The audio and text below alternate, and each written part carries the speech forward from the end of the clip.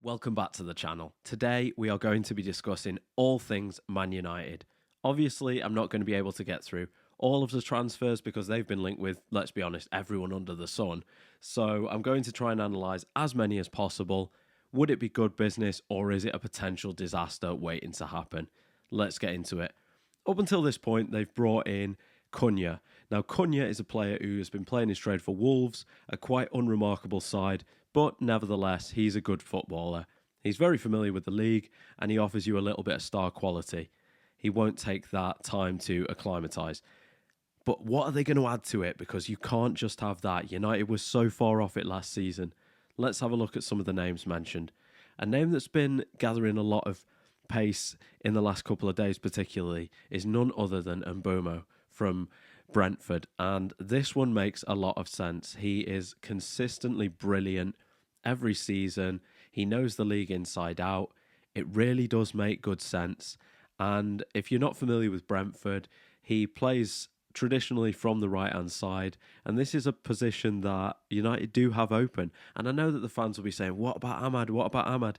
But this guy is a step up, and if you are hoping to return to the big time, then this is the direction that you need to go in. Whilst we are on that note, I do think that when it comes to Man United, with no disrespect, I think that this is a project that is going to take some time to realise. And the reason I say that is because there's a lot of business that needs to be done, but complying with all the PSR rules means that it is going to take some seasons to see it all through because you can't just spend willy-nilly. It just doesn't work that way anymore. Interesting story coming out of Italy today in Gazzetta, claiming that Juventus are willing to offer Dusan Vlahovic and Douglas Luiz in exchange for Jadon Sancho. This sounds too good to be true for Man United, and it probably is, because Gazzetta link you with a million different players, and they are very rarely on the money. In this case, think about it like this. Dusan Vlahovic is a player who's been linked with an exit for the last, I want to say, 3 seasons, and it's never happened for one reason or another. If you take 5 seconds to look into his injury history, you will see that he has a recurring injury. In other words, he will miss games during the season. Aside from that, he's been quite unremarkable this season. Admittedly, Juventus have struggled domestically, but he still only managed 10 Serie A goals. Is that really what you want from your star number 9? I don't think it's much of a step up, personally, from Rasmus Højlund. I wouldn't go there. Douglas Luiz, a player who left the Premier League a couple of seasons ago from Aston Villa. He was good when he left, but you have to question their willingness to offload him now. And if you think about it like this, Jadon Sancho, the main reason that he hasn't left yet is because no one really wants to pay his wages. They're astronomical. And although United do have to find an exit for him, that is proving to be exceedingly difficult because the teams that do want him can't pay him. So what are you left with? Hoping that Saudi Arabia come in and take him off your hands. Another one which is doing the rounds is Christopher Nkunku, the French striker who currently plays for Chelsea. I say plays very, very loosely because he rarely gets a game. Having said that, somehow he's managed to get 43 appearances this season. He's a very modest striker, but again, you have to question, why isn't he getting into the side ahead of the perennially useless, let's be honest, Nico Jackson? Nico Jackson is not setting the world alight, and yet he starts week in, week out for Chelsea. How is Nkunku not getting in the side ahead of this guy? If you're United, surely alarm bells are ringing at that point.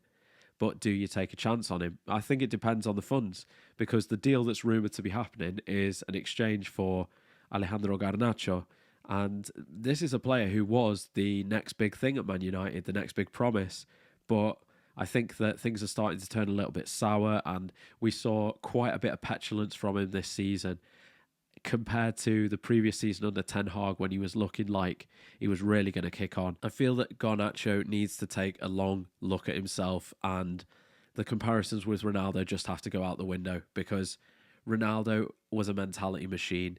He turned up every single game. He gave absolutely everything. He didn't just decide when to play and when not to play, which seems to be the Achilles heel of Garnacho. Aside from that, Ronaldo punished teams every single week. His goal scoring was off the charts. What are the figures that Garnacho is putting up? They are nothing compared. I think he needs to take a step down from that universe. He will never reach those levels. I'm sorry to say that. Aside from that, this one was so funny. Gazzetta, again, yesterday.